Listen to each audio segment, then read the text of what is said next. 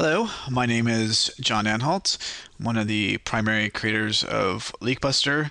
And for those who don't know me, I've been a professional poker player for about 9 years. Played heavily my first 4 years up into high stakes. I've always done extremely well, primarily at cash games, although I've played some tournaments and World Series and things like that. But primarily a cash game player.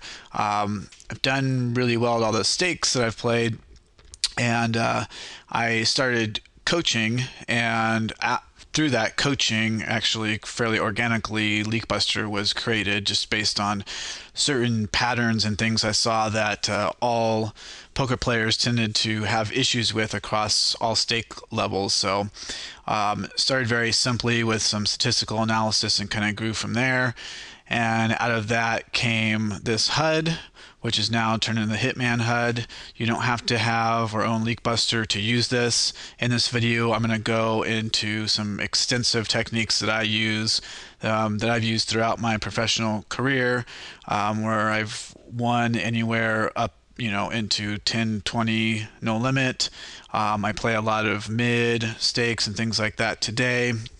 I don't play quite as seriously since I live in the United States, and I'm honestly not comfortable keeping a ton of money online. But that aside, I'm going to inundate you with a ton of really good information, stuff you have not heard anywhere else, and I'm going to try and simplify kind of the HUD process.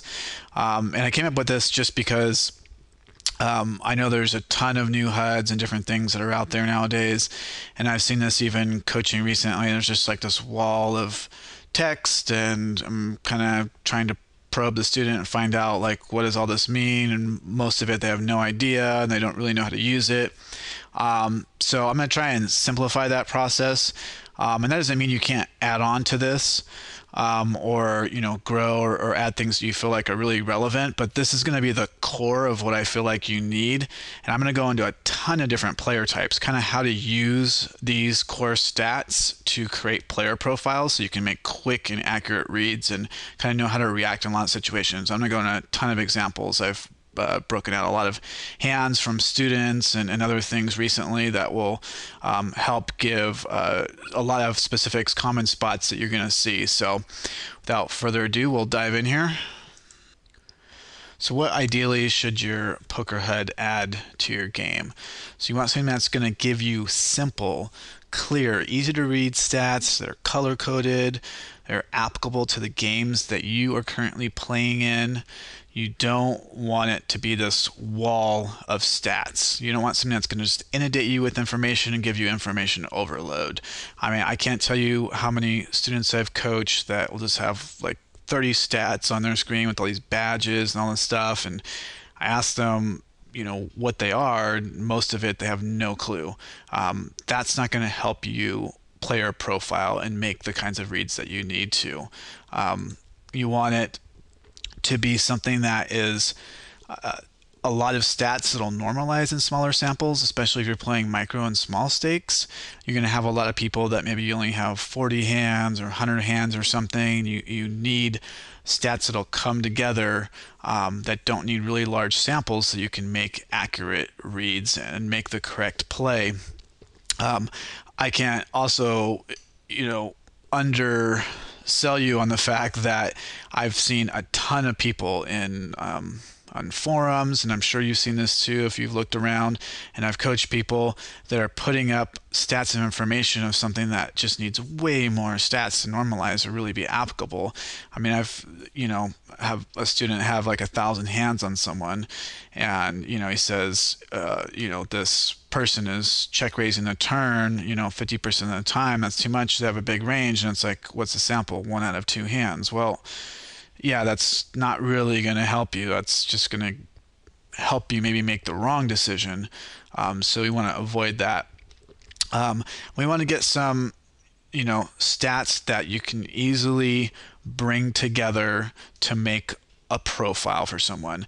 And that's what I'm going to spend the bulk of the time in this video in. I'm going to be going into a lot of detail about how to make player profiles and using tons of hand examples. I went through lots of hands of students and things that are applicable in a lot of mostly I think small stakes games for most of the samples I have. I think there's some maybe some micro, but most of it's small, like 100 no limit, 50 no limit.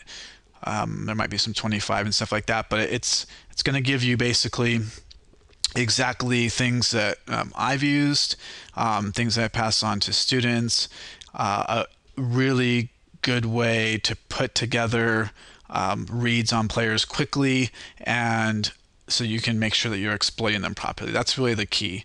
You make good, quick reads, and you exploit your opponents quicker than they can exploit you. That's the key to how you win so much. I would say that's a key to why I've been so successful in the games that I played, and I'm going to try and pass as much as that of that information that I can onto you. I'm going to go into overview of why I've used which stats in the Leak Buster Hitman HUD. So the first top line here, we have VPIP, and that's in a slightly bigger font size, so it just pops out for you a little bit. We have pre-flop raise and post-flop aggression percent. So these are obviously pretty straightforward and don't really need to explain why. Post-flop aggression percent, I'd like to expand on a little bit.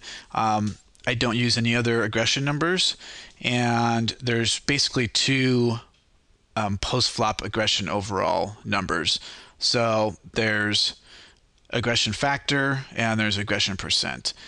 I think the way aggression percent is calculated is a little bit more accurate and gives a better picture about how aggressive someone really is overall versus aggression factor that can be a little bit misleading, especially in smaller samples.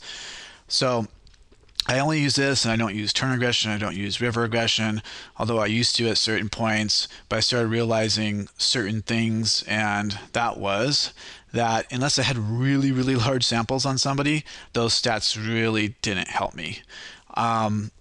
You know, and I see this mistake commonly on forum posts, and I've seen it with students too. They'll have 3,000 or 4,000 hands on somebody, and then they say, oh, you know, they're kind of aggressive here on the turn or whatever, blah, blah, blah.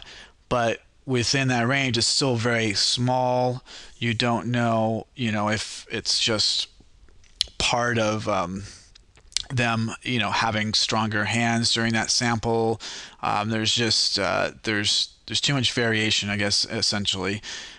Post-flop aggression percent overall, if somebody has a high aggression number here, you can bet they're generally going to be more aggressive on later streets on the turn of the river. Pretty much, for the most part, people play the flop, you know, fairly much the same. Maybe there's some people that c-bet slightly more or check raise slightly more, but, you know, it's not going to make a huge difference here. If they're passive and this number is low, they're generally going to be passive, and if they're betting and doing things of that nature, they're generally going to be extremely strong. So that's why I only use this, and I'd say if you start getting over 10,000 plus hands on some of the regs, you know, maybe you can add some more turn and river aggression percents, but I think that this is really all you need for the most part, and you could even do it in, you know, when you have more stats than that on somebody, because of how you're going to put all these numbers together. And like I said, when we start going into player profiling, it's going to make a lot more sense. Second line, we have 3-bet, pretty straightforward. Fold the 3-bet, and this is, you know, definitely a stat that does take a little while to normalize, but I like to have it in there in case it's really on one extreme or the other. You know, if you have 1,000 hands on someone, by then generally they'll be 3-bet enough. You can see kind of where they lay. So if it's like really, really low, let's say anemic, like, you know, they fold the 3-bet 20% or something, then they're probably calling a lot. Or, you know, conversely, 80%, then I know I can probably 3-bet them a little more liberally. So I like to have this in here, although it does take a while, but we will use it in conjunction with some other stats to kind of make conclusions. It's not going to just be, oh, this. We're going to look at how often they fold the c-bets and other kind of patterns that tend to create a player profile. So continuation bet percent, pretty straightforward. Fold the continuation bet percent. So this just gives me a good idea, especially when you're out of position, how often I can expect to be floated and things of this nature. If someone has a really high fold to C bet, then I don't need to like size my C bets that much larger. I can usually keep them kind of on my a normal range. Out of position, because in general usually I see bet a little bit more out of position, percentage of the pot wise versus in position. And so this will kind of give you an idea, and usually within a few hundred hands or even less, you can kind of get an idea what's happening here. Final line here: early position pre-flop raise, middle position pre-flop raise, and unopened pots.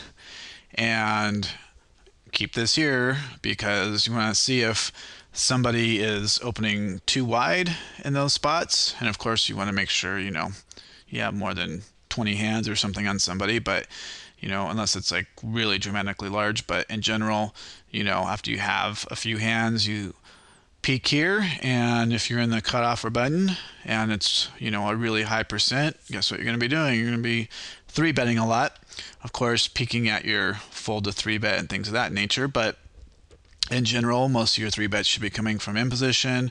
So I like to see these numbers, especially in six max games.